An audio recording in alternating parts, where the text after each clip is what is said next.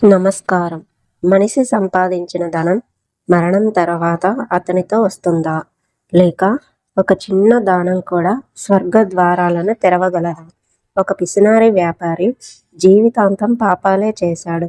కానీ ఒకరోజు చేసిన ఒక దానం వల్ల అతని విధిని పూర్తిగా మార్చేసింది.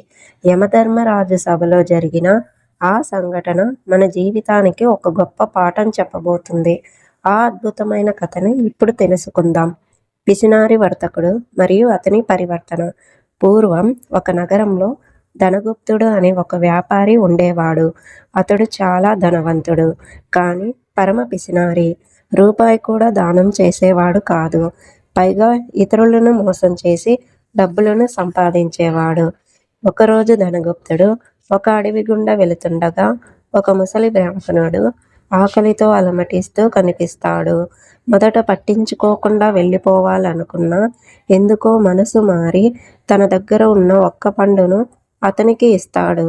ఆ చిన్న సహాయం చేసిన కొద్ది రోజులకే ధనగుప్తుడు అనారోగ్యంతో మరణిస్తాడు. యమదూతలు అతడిని యమలోకానికి తీసుకువెళ్తారు. అక్కడ చిత్రగుప్తుడు అతని పాపపుణ్యాల చిట్టాలను చదువుతాడు. స్వామి, ఇతడు జీవితాంతం పాపాలే చేశాడు, కానీ మరణానికి ముందు ఒక ఆకలితో ఉన్న ముసలి వ్యక్తికి పండును దానం చేశాడు అని చెప్తాడు.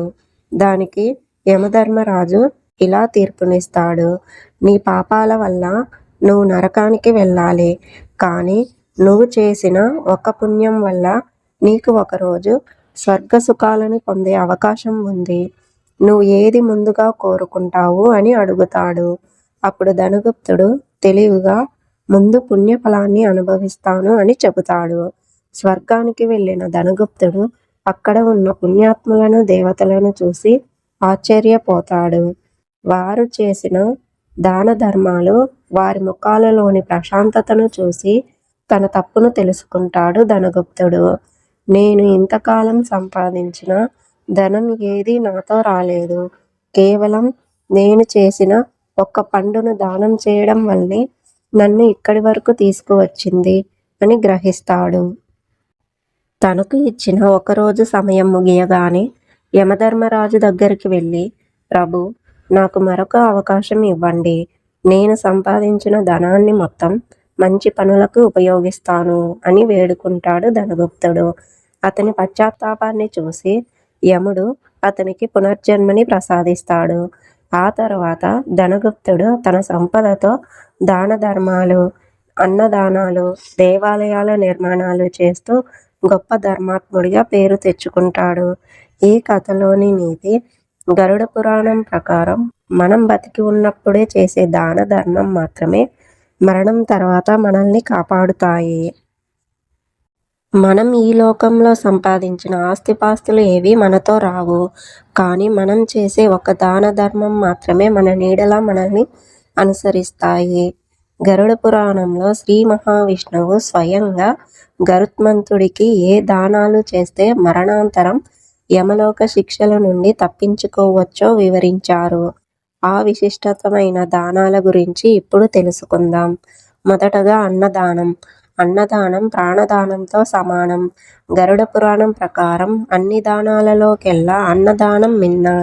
ఆకలితో ఉన్న వ్యక్తికి అన్నం పెట్టడం అంటే సాక్షాత్తు దేవుడికి నైవేద్యం పెట్టినట్టే. ఇది మరణాంతరం యమలోక మార్గంలో ఆకలి దప్పికలు తగలకుండా కాపాడుతుంది. రెండవది జలదానం.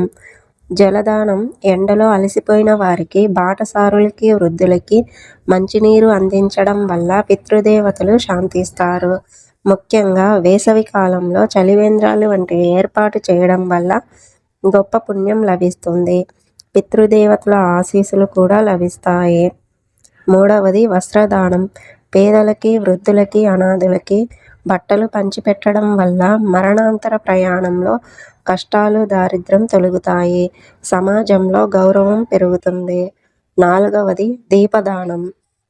సాయంత్రం వేళలో దీపం దానం చేయడం వల్ల జీవితంలోని చీకట్లు తొలగిపోయి కంటి చూపు మెరుగుపడుతుంది మరియు జ్ఞానం సిద్ధిస్తుంది. ఐదవది గోదానం. గరుడ పురాణంలో అత్యంత ముఖ్యమైనది గోదానం. యమలోక మార్గంలో 800 మైళ్ళ వెడల్పు ఉన్న భయంకరమైన వైతరణి నదిని దాటడానికి మనం చేసిన గోదానమే మనకి తోడుగా నిలుస్తుంది. ఆవును కేవలం జంతువుగా చూడకండి, అది ముక్కోటి దేవతల నిలయం. 6వది గొడుగు దానం చేయడం. గొడుగు దానం చేయడం వల్ల యమలోక మార్గంలో విపరీతమైన ఎండ ఉంటుంది. గొడుగు దానం చేసిన వారికి అక్కడ చల్లని నీడ లభిస్తుంది. 7వది చెప్పులు దానం చేయడం. చెప్పులు దానం చేయడం వల్ల ముళ్ళబాటలో ప్రయాణించేటప్పుడు పాదరక్షకాల దానం రక్షణగా నిలుస్తుంది. 8వది ధాన్యం దానం చేయడం. బియ్యం, గోధుమలు వంటి వృద్ధులకి, అనాథలకి దానం చేయడం వల్ల పసిపిల్లల ఆకలి తీర్చినంత పుణ్యం దక్కుతుంది. 9వది ఉప్పును దానం చేయటం. యమదూతల భయం పోవాలంటే ఉప్పును దానం చేయాలని గరుడ పురాణంలో చెబుతుంది. 10వది హిరణ్య దానం, అంటే బంగారం, వెండి వంటి లోహ దానం చేయడం వల్ల అగ్నిదేవుడు సంపన్నుడై పాపాలను దహించి వేస్తాడు. 11వది భూదానం. భూదానం చేయడం వల్ల వచ్చే జన్మలో రాజయోగం లేదా సుస్థిరమైన జీవితం లభిస్తుంది. 12వది నువ్వులు దానం చేయటం. ఇది యమధర్మరాజుకు అత్యంత ప్రీతికరమైనది. పితృదేవతలకి, ఆత్మశాంతికి ఇది కీలకమని గరుడ పురాణంలో చెప్పబడుతుంది.